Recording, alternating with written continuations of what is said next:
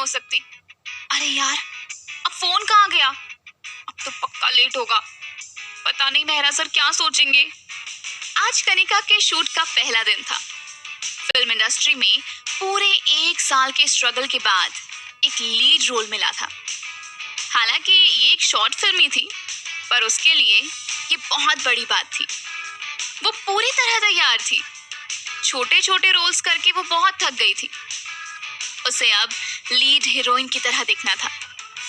उसने आईने में खुद को निहारते हुए कहा, बाल perfect, makeup perfect, dress perfect, एकदम परफेक्ट हीरोइन। बोलती हुई वो मुस्कुराई और तभी उसका फोन बजा। फोन की रिंग धीमी थी। कनिका ने थोड़ा गौर किया तो हंस पड़ी। फोन की रिंग फ्रिज से आ रही थी। खुद पर हंसते हुए वो बोली, तू भी ना कनिका, इतनी नर्वस मत हो, सब ठीक हो जाएगा। मेहरा सर अच्छे हैं। उसने देखा तो स्क्रीन पर मेहरा सर कॉलिंग फ्लैश हो रहा था। उसने जल्दी से फोन उठाया। सर मैं निकल गई, बस 15 मिनट में पहुंच जाऊंगी। वेट कनिका। ये सुन कनिका को धक्का सा लगा। उसे लगा हमेशा की तरह ये फिल्म भी उसके हाथ से गई। उसकी आंखों में आंसू तक आ गए थे। पर सर, वो आगे कुछ बोलती इससे पहले ही मेहरा की भारी आवाज आई, कनिका, शूटिंग लोकेशन चेंज हो गई है। वो मैंने तुम्हें मैसेज किया था ना, पर कोई रिप्लाई नहीं आया, तो सोचा कॉल ही कर लूं। ये सुन जैसे कनिका की जान में जान आई। उसने कहा, ओके सर, मैं आती हूँ। हड़बड़ाते हुए वो ऑटो से होटल ग्रीन व्यू पहुंची। अंदर जाते ही उसने रिसेप्शनिस्ट से पूछा, mister Mehra? Miss Kanika. Receptionist के पूछने पर उसने हाँ में सर हिलाया तो वो फिर मुस्कुराते हुए बोली, you can go to room number 608। Room? Yes, he is there only. Kanika को बहुत अजीब लग रहा था। मेहरा के नाम से रूम बुक था, पर वो तो यहाँ शूट के लिए आई थी। यही सब सोचते हुए वो लिफ्ट तक पहुंची, लेकिन उसे देखकर लग ही नहीं रहा था कि वो ऊपर जाएगी भी। तभी लिफ्ट का दरवाजा खुला और उसमें से एक लड़का बाहर आया। मिस कनिका, चलिए, बस आपका ही वेट हो रहा है, शॉट भी रेडी है, सारे अरेंजमेंट्स हो चुके हैं। कनिका ने उससे पूछा, एक रूम में सब अरेंज हो गया कैसे? हाँ, यहाँ शूट के लिए अलग से रूम्स बने हैं जो आपस में कनेक्टेड भी हैं। आप चलिए। कनिका लिफ्ट के अंदर गई और वो लड़का उसे रूम नंबर 608 में ले आया।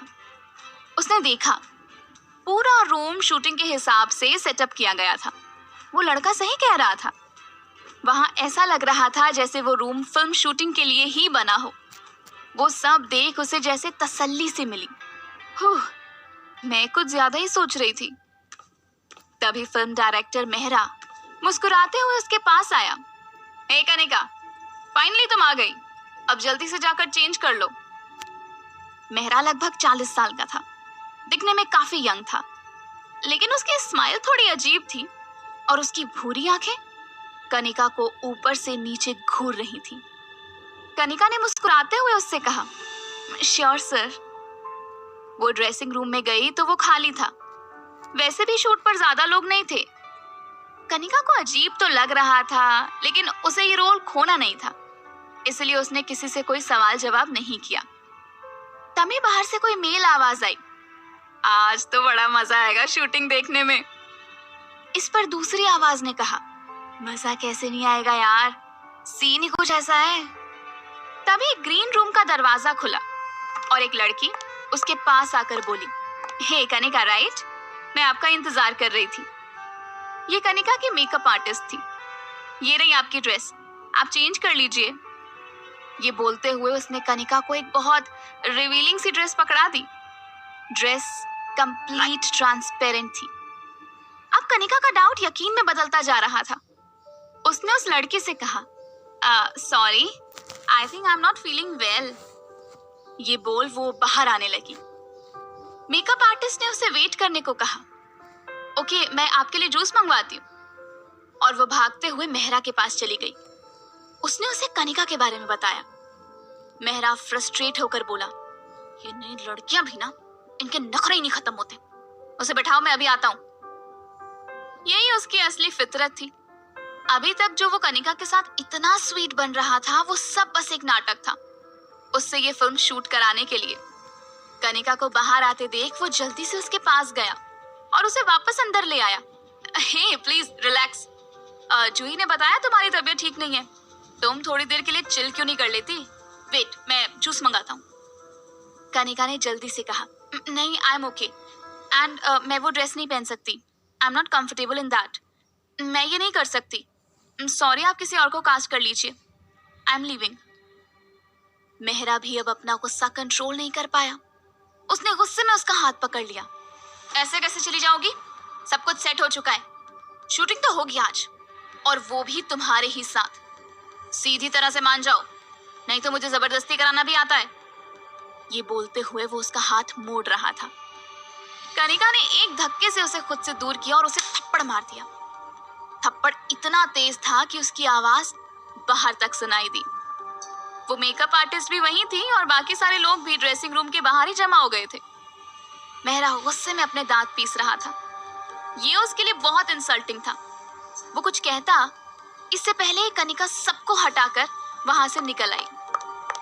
मेहरा भी उसके पीछे भागा। भागते भागते कनिका होटल के बैकयार्ड में आ गई थी।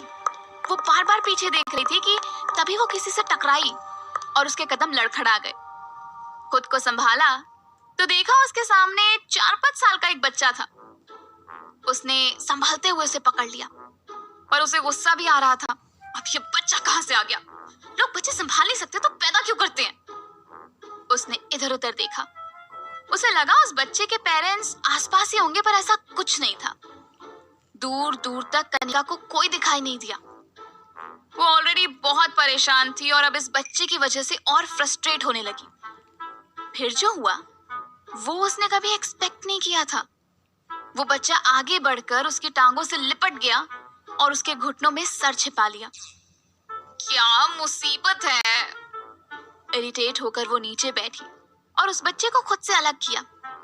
लेकिन उस बच्चे ने अपने छोटे छोटे हाथों से अपना मुंह छिपा लिया। ऐसा लग रहा था जैसे वो बहुत डरा हुआ हो। ब्लू डेनिम शॉर्ट्स, थॉर की टी शर्ट और एक्सपेंसिव लाइट वाले शूज। उसके ड्रेसिंग स्टाइल से तो वो बच्चा किसी रईस फैमिली से लग रहा था। कनिका ने उसके हाथ हटाने की कोशिश की, पर कोई फायदा नहीं हुआ। उसने सोचा, कनिका इसे छोड़ और अपनी जान बचा। इसके पेरेंट्स आसपास ही होंगे, इसे आकर ले जाएंगे। और वो वहां से भागने लगी।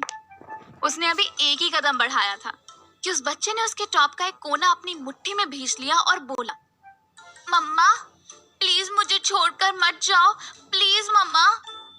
कनिका बहुत हैरान हो गई थी। पहले वो मेहरा और अब ये बच्चा, अजीब मुसीबत है। वो बड़बड़ाते हुए पीछे मुड़ी और फिर जैसे ही उसकी नजर उस बच्चे के चेहरे पर गई तो उसका जैसे दिल ही पिघल गया। उसका गुस्सा जैसे कहीं गायब हो गया था। उसके चेहरे पर स्माइल आ गई। वो था ही इतना क्यूट। नीली आंखें, बिखरे भूरे बाल और बहुत ही प्यारा गोल चेहरा।